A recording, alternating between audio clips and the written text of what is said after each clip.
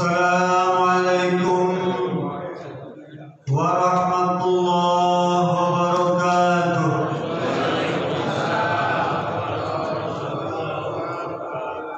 Alhamdulillahilladzi khalaqal mauta wal hayata liyabluwakum ayyukum ahsanu amala.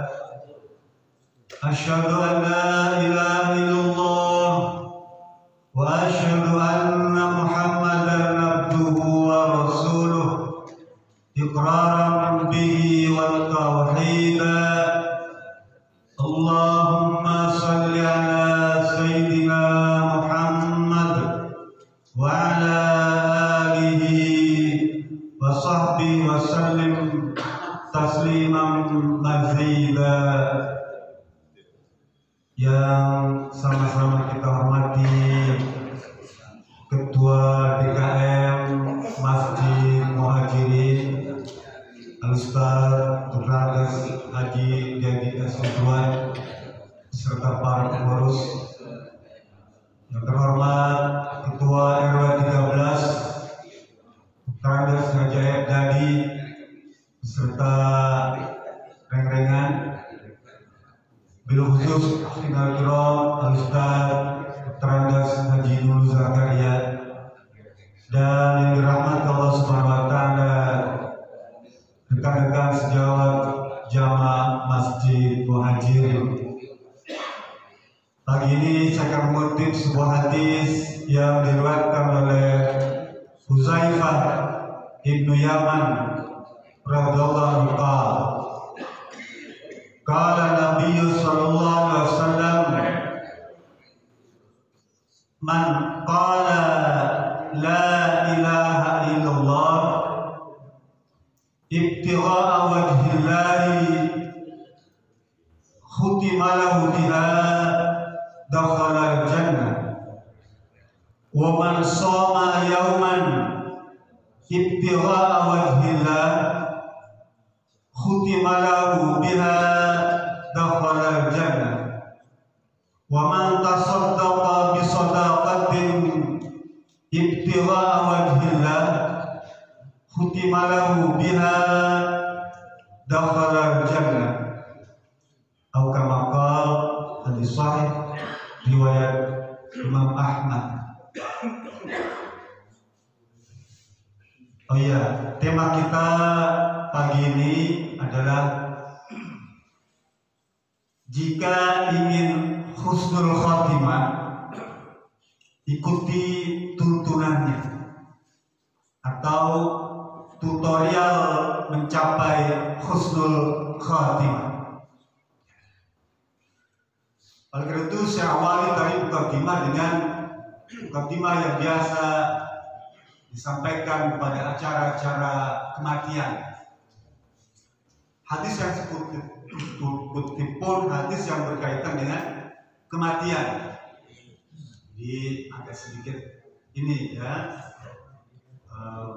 bidang gelombang karena urusan kematian. Kita perlu tahu juga Pak, bagaimana kita ingin mencapai husnul khotimah. Karena sekarang ini kalau saya menjadi sebuah tren, gaya hidup, fenomena di mana-mana Pak. Di seluruh Indonesia ini ada iklan-iklan promosi pesantren lansia.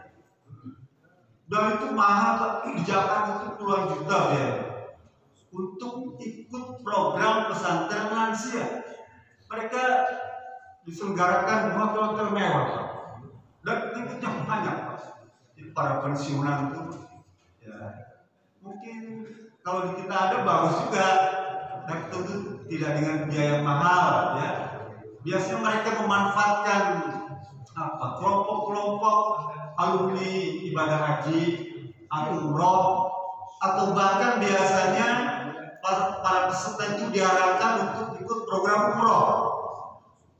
Nah, memang dari sisi dakwah ini bagus Pak.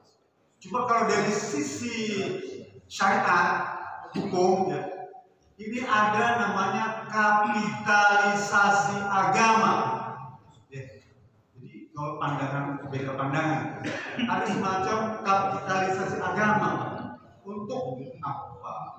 Memanfaatkan, ya, menarik apa? Kontribusi kapital.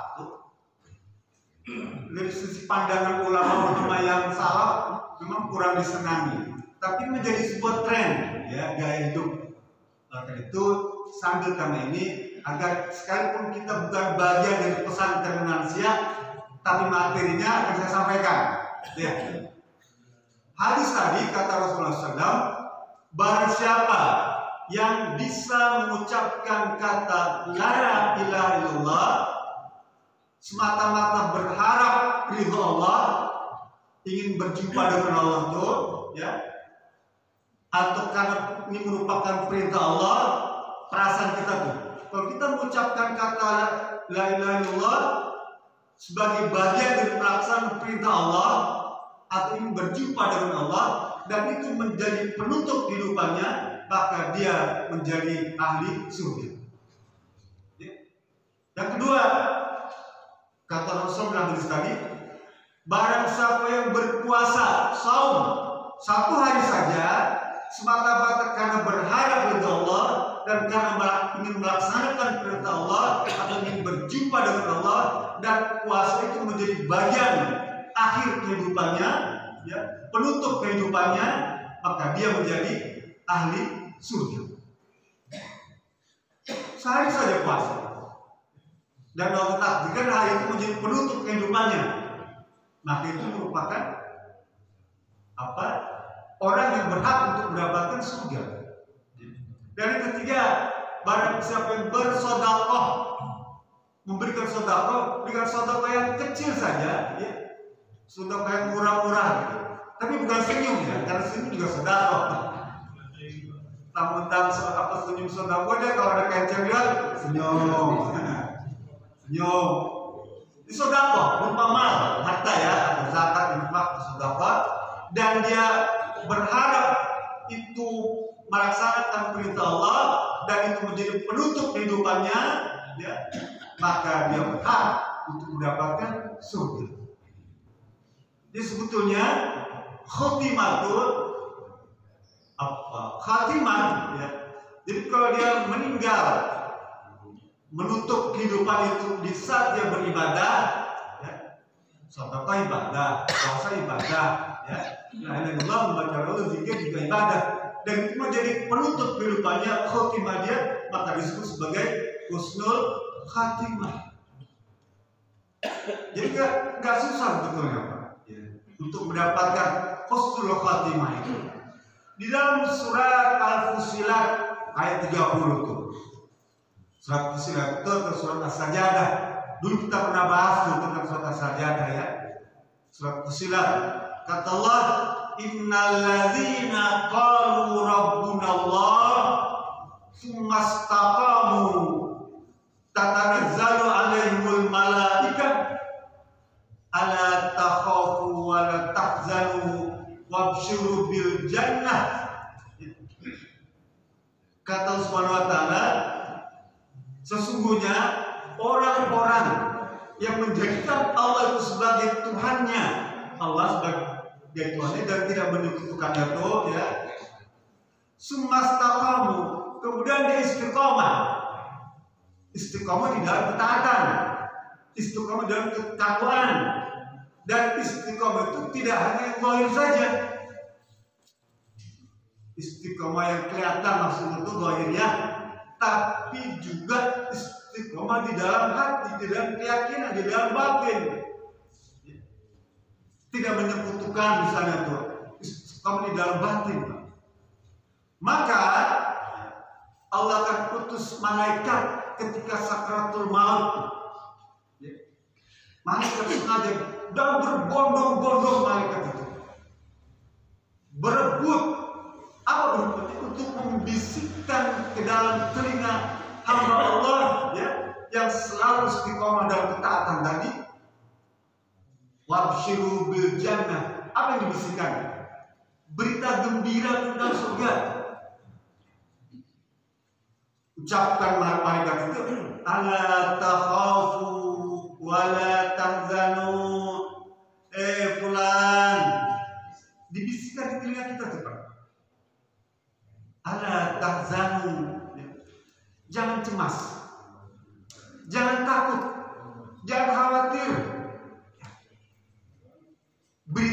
bergembira untuk engkau mendapatkan surga. Sementara istri anak-anak itu khawatir, cemas, menangis. Tapi si fulan tadi yang dibisiki malaikat malah dia bergembira, senang, matanya sumringah kelihatan, bahagia. Karena istiqomah. Sampai akhir hayatnya dia tetap dalam keadaan istiqomah. Oleh karena itu salah satu usaha cara untuk meraih husnul khotimah apa?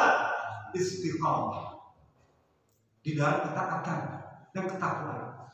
Mengaji kita pagi ini, ya, kalau dilaksanakan secara istiqomah terus konsisten sampai ajal menutup kehidupan kita, maka orang itu berhak disebut sebagai husnul khatimah. Oleh karena itu jangan sampai ada libur nih Pak mengaji ya. Kecuali ada uzur, jangan libur. Ini baru flu sedikit, mana Pak Fulan? Tahu geringnya, perih ya kan gitu ya. Sayang, karena kita ingin menutup kehidupan kita ini dengan husnul khatimah.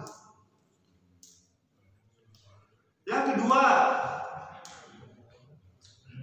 kata para ulama, untuk meraih husnul khotimah itu banyak-banyak bertobat, istighfar. Karena itu penting, Pak. Penting sekali. Sekalipun memang seluruh ibadah kita itu bisa menjadi penghapus dosa kita, ya. Tapi kita ingin ngebar. Yang pertama ada kekhawatiran kepada beliau tentang dosa dan kesalahan kita yang lalu. Apakah dosa kita itu telah diampuni oleh Allah atau belum? Kita tidak tahu. Karena itu Imam Mubarak khawatir dengan diri saya. Apakah dosa saya dulu itu telah diampuni atau belum?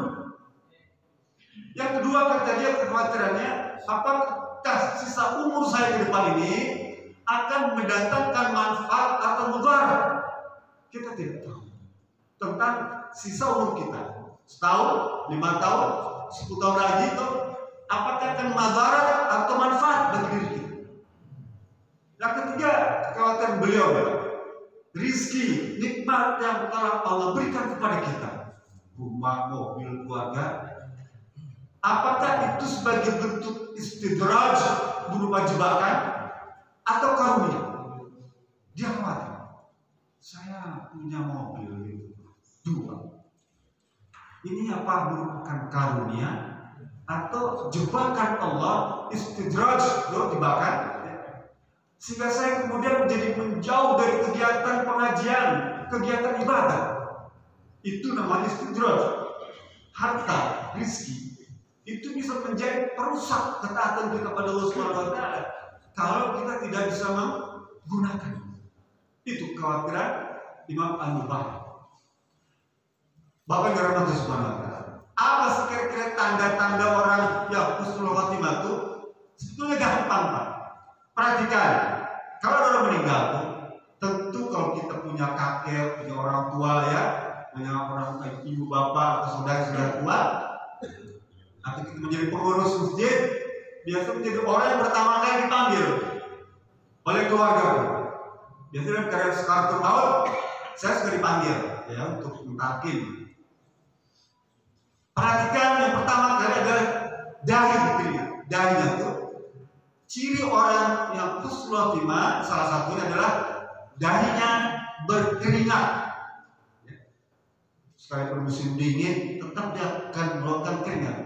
Kenapa? Karena Rasul menyampaikan dalam hadis yang diriwayatkan oleh Buraidah bin Hashim, Rasul berkata, "Mautul mukmin bi'araqil jabir." Ya.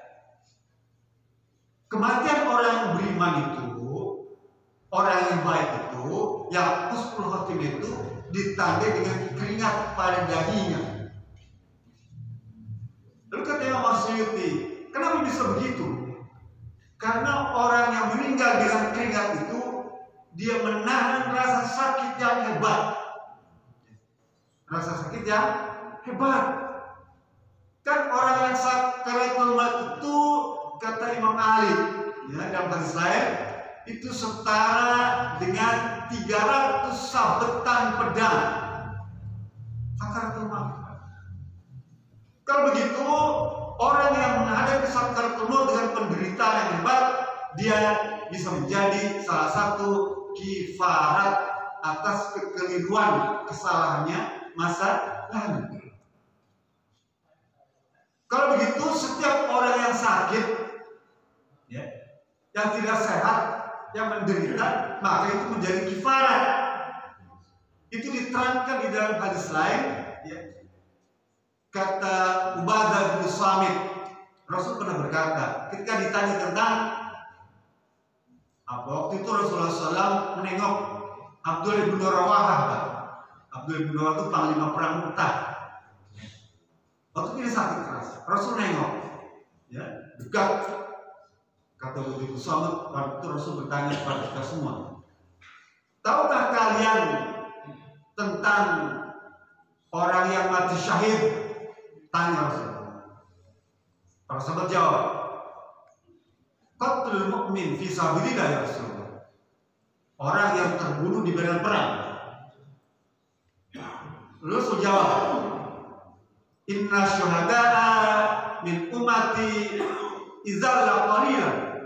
Kalau yang mati syahid itu hanya orang yang berperang saja, maka jumlah umatku yang syahid sedikit dong. Sedikit jumlahnya. Orang yang perang berapa banyak sih Pak? Cuma tentara aja kan perang. Dan Islam yang perang cuma tentara. Ya. Angkatan darat, angkatan laut, angkatan udara, mereka perang. Memang tentara itu diperintahkan untuk perang. Makanya kemarin ketika standar jadi tentara itu diturunkan tingginya itu ya, orang tanya, kok dia sekarang jadi 160 sekarang? Dulu 163, ya. Harusnya naik jadi 170. Karena tentara itu dipersiapkan untuk perang, bukan untuk tokoh-tokoh. Oleh karena itu Rasul bilang, kalian berperang itu sedikit jumlahnya, nggak banyak.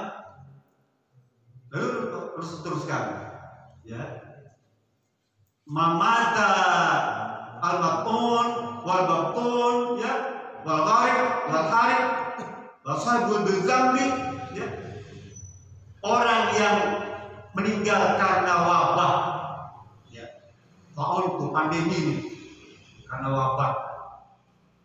Orang yang meninggal karena wabah kolera, dia syahid, syahid Pak.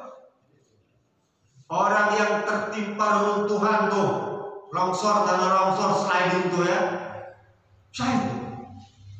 Kata Rasulullah SAW, karena menderita Pak. Coba tanya, orang yang tertimpa longsor itu Pak, cuma tinggal hidupnya aja tuh keluar tuh. Di Pangalengan itu sering Pak, longsor tuh cuma hidung yang nongol kelihatan, itu bisa bernapas. Dia menahan timpan benda berat pada tubuhnya, atau bangunan tembok itu kena tulang ini berat, hidup, ya. Tapi itu siksaan yang luar biasa, menahan sakit yang kita. Mereka kalau meninggal pada waktu itu dia syahid. Atau orang yang mati tenggelam, Bapak pernah berenang, kemasukan air di hidungnya dia, gimana rasanya? Nggak enak Pak. Berwudu saja tuh, istiskop tuh ya, masukin air, wah enak. Apalagi kalau kita berenang tenggelam di berang sungai atau banjir bandang, sampai meninggal, menahan sakit tadi Pak. Hanya di sana diterangkan meninggalnya itu pertama dia orang beriman, yang kedua dalam keadaan safar, bepergian dalam keadaan untuk kepentingan ibadah. Kalau tenggelam dalam perjalanan atau terbakar mobilnya, ya hari itu naik bus, naik pesawat, naik kapal, terbakar, tenggelam, maka syahid. Kalau itu merupakan perjalanan dalam rangka ibadah, dalam rangka ketaatan. Tapi kalau Bapak misalnya naik pesawat, ya, ke Makau untuk main judi, ya, untuk ikut gambling di sana, ke Las Vegas misalnya itu, banyak bukan tokoh-tokoh kita yang transfer uang ratusan miliar tuh, store bandar judi itu, kan luar biasa juga. Kalau pemberian itu seperti itu, meninggal, maka bukan husnul khatimah, tapi su'ul khatimah. Jadi rasa sakit yang ditimbulkan seorang yang sakaratul maut itu, karena sakit dan sebagainya itu jadi kifarat dan disebut sebagai syahid. Cuma syahid itu ada dua, kata Imam Ibnu Qayyim, ya Imam An-Nawawi ada tiga, tapi sambil Fathul Bari aja Pak, dari Ibnu Hajar Asqalani, dua syahid itu, satu syahid dunia akhirat dan dua syahid akhirat saja.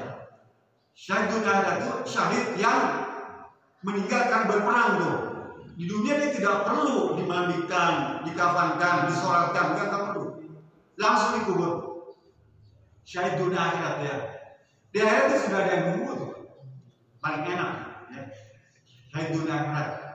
Lah syahid akhirat saja ini, syahid yang bukan karena berperang, karena sakit tuh, karena sakit taun, sakit diare, karena tenggelam, terbakar, tertimpa bangunan, tuh, karena melahirkan, ya itu syahid akhirat.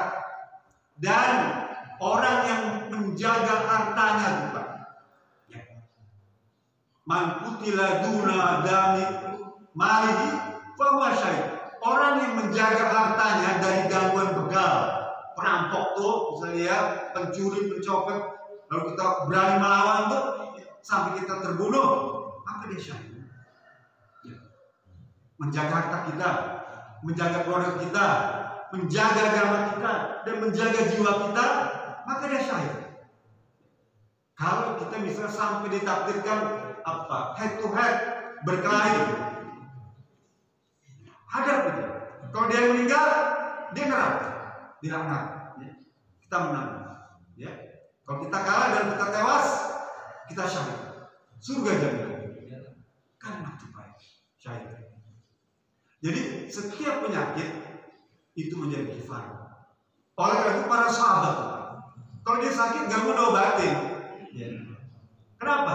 Karena dia ingin dosa dia bebas. Kemudian dia itu senantiasa ingat pada Allah Subhanahu Wa Taala. Tapi itu sahabat, ya. Kita bukan sahabat, kelas kita mungkin berbeda, tidak siap untuk menghadapi seperti itu. Mau kita baru flu sedikit saja, macam-macam obat setumpuk sampai untung aja pakai BPJS gratis ya. Tanya, ini obat untuk 2 bulan, kita baru sakit flu saja. Itu sahabat gak begitu, ya. Mereka tetap ada dalam sakit itu, Pak. Karena memang berobat itu hukumnya sunnah, tidak wajib, ya, tidak wajib berobat, hukumnya sunnah. Kemudian ciri yang berikutnya adalah orang yang husnul khatimah itu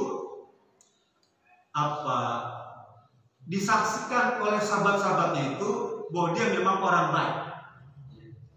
Kata Umar bin Khattab, ya, hadza astaitum ali khairan fa wajabat lahu jannah. Dulu Rasulullah SAW kalau ada seorang laki-laki meninggal, ya, di keranda itu, lalu orang lain ngomong hadza khair, baik orangnya. Kalau 4 orang mengucapkan baik, maka dia harus surga. Sebaliknya, kalau 4 orang mengucapkan orang-orang jelek, maka dia ahli neraka. Gitu. Disaksikan, karena kita ini menjadi saksi Allah di muka bumi. Kita ini antum syuhada'ullah fil ardh. Kita adalah saksi Allah di muka bumi. Memang mati nih, Pak, dengan tidur itu beda dikit saja. Nanti Bapak buka di surat Az-Zumar ayat 42, ya, di mana nanti surat Az-Zumar ayat 42. Allah cerita tentang perbedaan antara orang mati dan orang tidur. Orang mati, ya, kata Allah Subhanahu Wa Taala ini, itu ruhnya diangkat oleh Allah dan tidak dikembalikan lagi. Ya, orang tidur, ruhnya diangkat oleh Allah dan tidak dikembalikan lagi. Dikembalikan lagi maksudnya. Kalau mati tidak dikembalikan lagi, kalau orang tidur dikembalikan rohnya tuh. Jadi bisa bangun kan dia. Sama ya, nanti Bapak buka surat Az-Zumar dan surat Al-An'am, ada beberapa kisah tentang perbedaan antara kematian dan tidur. Tapi kira-kira Bapak bisa bedakan nggak antara istri mati dan istri tidur? Harus bisa tuh. Kalau istri mati itu nanti dibangunkan oleh malaikat Munkar Nakir dan ditanya, man rabbuka. Kalau istri tidur dibangunkan oleh suami ditanya, ma rabbuka.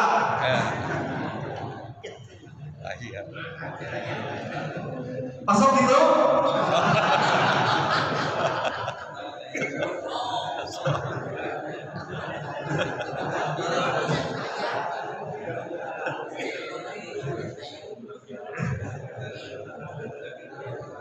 Jadi begitu Pak, ya.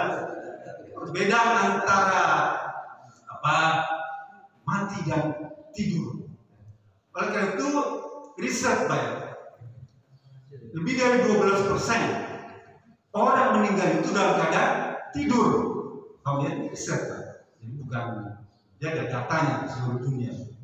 12% orang meninggal itu dalam keadaan tidur.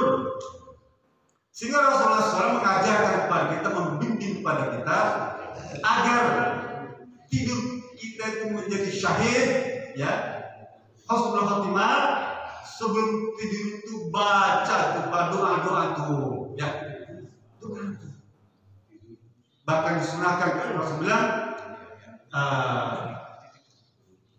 "Idza ahadukum ala firashihi wa huwa tahiratun famata mata syuhada." Jika kalian mau tidur dan berwudu sebelumnya, ya, wudu nih, kemudian meninggal pada waktu itu, maka dia dianggap sebagai syuhada. Ya, kenapa? Kan tadi 12,5% meninggal dalam keadaan orang tidur. Memang kalau kita baca kedokteran, palunya dia karena jantung, Pak. Jantung dan apne itu susah napas, Pak. Orang yang maaf ya, asma, itu dia sering susah bernapas itu biasanya meninggal pada waktu tidur. Atau misalnya keracunan oksigen, karbon dioksida di mobil AC-nya terlalu kencang atau AC-nya rusak, ya, dia meninggal di mobil pada AC-nya nyala. Ya, itu antaranya, ya. Karena itu persiapkan diri kita kalau tidur itu sebaiknya kalau bisa berwudu. Kita pengen menghidupkan sunnah-sunnah nih Pak. Memang berat Pak. Salah satu ciri Bilal bin Rabah Pak, ya, dia orang miskin. Dia bukan orang tinggi, orang kaum rendahan, orang proletar, orang marhain. Dia bin Rabah. Tapi dia menjadi orang yang dimuliakan oleh Allah Subhanahu wa Ta'ala. Dia diberitahu tentang surga, masih hidup orangnya. Ditanya apa sih amalan? Dia dia bukan orang pintar Pak. Ya, cuma azan, tapi dia menjaga wudhu Pak. Wudhunya, ya. Dia jaga wudhu. Kalau dia batal wudhu lagi, terus ya. Apalagi kalau mau tidur, dia bisa selalu mesti berwudhu. Nah, ini orang dimuliakan Allah Subhanahu wa Ta'ala di dunia sudah dimuliakan, apalagi nanti di akhirat kelak. Itu banyak.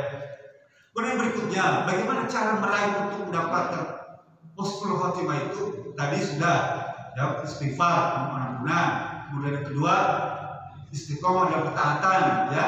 Yang ketiga, banyak berdoa. Apa doanya? Allahumma khtim alaina bi husnil khatimah. Rasulullah ngajarkan, wa tahtim alaina bi subil khatimah. Artinya begini kalau bahasa Indonesia, ya Allah, jadikanlah diriku ini di akhir kehidupannya dengan kehidupan yang baik, dan jangan kau jadikan dalam kehidupan ini akhir kehidupannya dengan kehidupan yang buruk. Pakai bahasa Sunda boleh, ya. Dan itu hadis Pak, yang Rasul ajarkan kepada kita. Allah mahtim alaina bi husnil khatimah wa la tahtim alaina bi su'il khatimah. Minta tuh salah satu itu. Kenapa? Kan kita di usia sudah di atas kepala 6. Saya kemarin ngobrol dengan Pak Wawan desa Gunung. Saya bilang sudah kepala 6, dia bilang memang sudah lampu kuning. Oh iya, saya disadarkan juga oleh beliau sudah lampu kuning. Perbanyak baca itu. Ya bolehlah minta robbana atina fid dunya hasanah, boleh. Bagus sudah. Tapi yang penting bagaimana akhir kehidupan kita ini supaya husnul khatimah. Itu. Di antara orang sukses dirinya kata Nabi Muhammad SAW 3. 1, dia jauh daripada kesyirikan, maksudnya ketaatan ya. Yang kedua, bermanfaat bagi masyarakat, ya, ada manfaat. Dan yang ketiga, ditutup dengan husnul khatimah. Sedih Pak ketika ada anggota keluarga kita meninggal karena narkoba. Waktu gelek itu, wah, dan itu banyak jumlahnya Pak. Kematian karena narkoba itu besar. Dan itu menimpa mungkin keluarga kita, mungkin bukan anak kita, mungkin bukan cucu kita, tapi mungkin ponakan kita, sepupu kita, misal kita, kerabat kita, banyak. Bahkan di Kabupaten Bandung terkenal kematian karena miras. Saya ingat di Cicalengka beberapa tahun yang lalu, hampir 50 orang anak muda ya, tewas lagi lenggak miras. Ya, Cicalengka. Tadi mana ya? 47 kalau nggak salah. Sekali pesta miras, babat sekali. Sul khatimah. Gak mungkin dong sul khatimah. Ya. Karena kata Imam Ibnu Qayyim, orang yang meninggal itu dia terbiasa dengan kehidupan sebelumnya. Dia memberikan contoh seorang pedagang. Kalau dulu dia berkecimpung dengan pedagang kain, ya biasa pedagang kain, maka kehidupannya seperti itu. Ketika saat tertua dia tidak bisa mengucapkan la ilaha illallah. Sekarang kita bimbing ngomong la ilaha illallah, dia berapa? Kata Ibnu Qayyim, mesti dia ngomong berapa meter. Dia kasih contoh lagi. Contoh dia nih. Orang yang biasa dulu mencatur, kata dia, mencatur. Waktu sakratul maut dibimbing baca la ilaha illallah nggak bisa. Apa yang keluar? Sekarang gitu Pak. Sekarang itu kebiasaan yang dulu dia praktek. Nah kita pun sama ya. Kalau kita bisikin pada orang tua itu, kayak zikir, nggak bisa. Kayak nyebut, begitu Pak. Jadi memang susah Pak untuk memastikan bahwa orang itu kan husnul khatimah kalau sebelumnya dia tidak berkecimpung di dalam kebaikan. Oleh karena itu, di antara tuntunan agar mendapatkan husnul khatimah, banyak-banyaklah bergaul dengan orang-orang saleh, orang-orang baik. Maka insya Allah akhir kehidupannya menjadi husnul khatimah. Itu saja yang bisa saya sampaikan. Lebih kurang maaf. Fattaqullaha tatatum balafumikum billahi sabilillah. Assalamualaikum warahmatullahi